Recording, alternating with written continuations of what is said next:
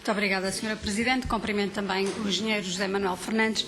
E, antes propriamente de fazer as questões, eu gostaria também que aqui ficasse bem claro que o Partido Comunista Português sempre se opôs ao processo de privatização dos estaleiros navais de Viana do Castelo.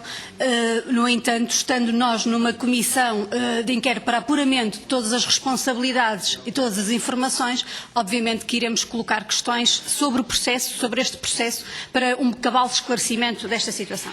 E começamos, desde logo, por uma pergunta muito clara, tendo em conta até todas as informações que nos foi dando aqui.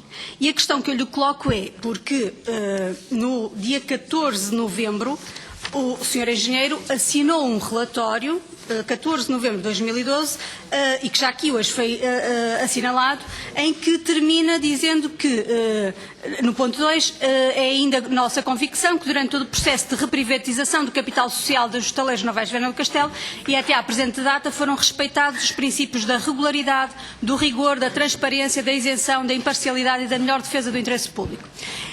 Como é que estes princípios todos foram cumpridos quando, por aquilo que foi transparecer, a ideia que nós ficamos é que a Comissão de Acompanhamento foi um pró-forma.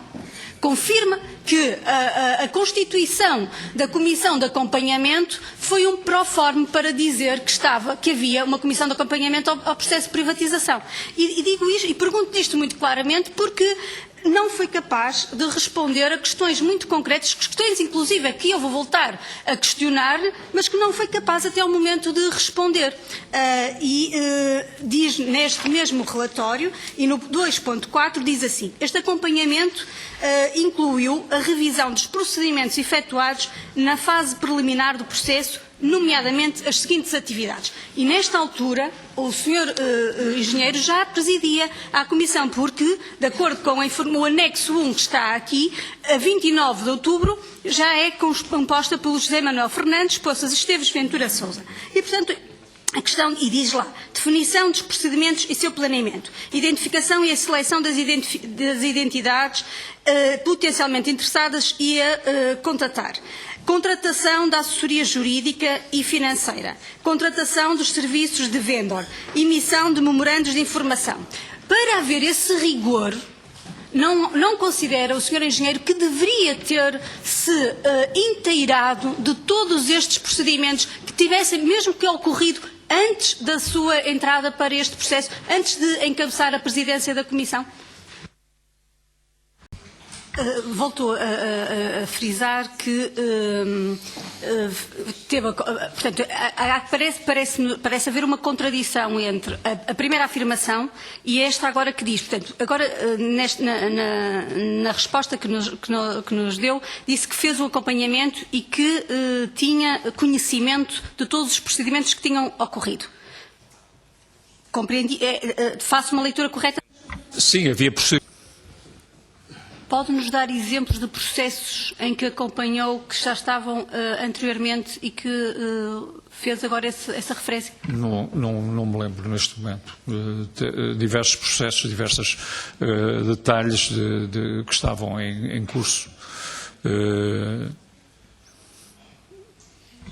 É que esta afirmação, o Sr. Engenheiro, se me permite, não bate certo com uma das suas primeiras intervenções, porque, e eu registrei, diz, nós não fizemos um trabalho exaustivo de ata, não é?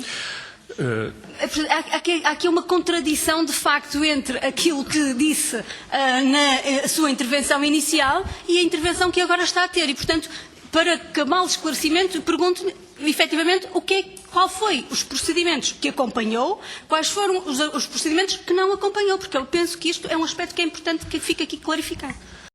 Eu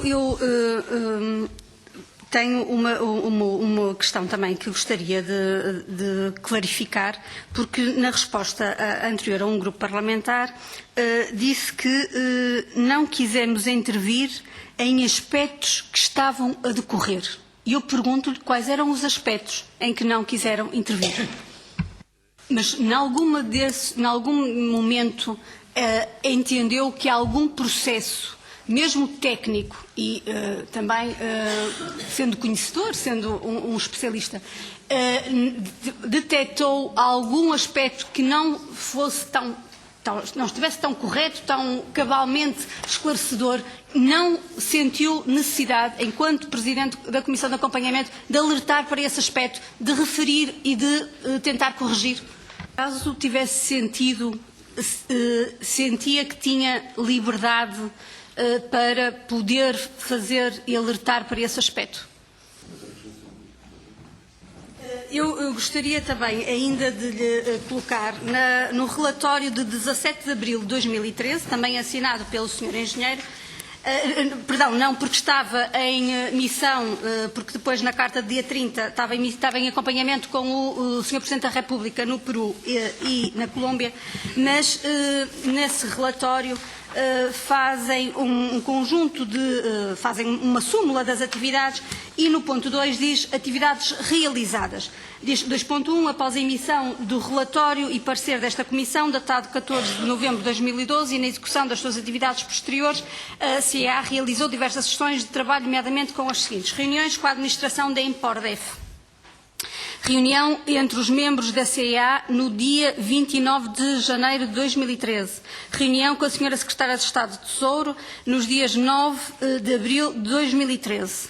Eu pergunto, de forma a ser transparente do rigor que tanto aqui tem salientado, qual a razão para que neste relatório não houvesse uma súmula dos assuntos tratados em cada uma destas reuniões, para um cabal esclarecimento e a total transparência? Neste processo todo, nestas reuniões que tiveram, nunca houve divergências entre a Comissão de Acompanhamento, a Empordef e as outras entidades? Posso então concluir que estas recomendações inserem-se naquilo que disse na sua intervenção inicial de retocamos um ou outro aspecto? Foi isso? E mesmo para terminar, eu gostaria de apelar à sua memória e que se nos desse, de facto, exemplos concretos de aspectos em que deram indicação, utilizando a sua expressão, de retoques. Que retoques é que concretamente foram sugeridos pela Comissão de Acompanhamento? Sra. Presidente.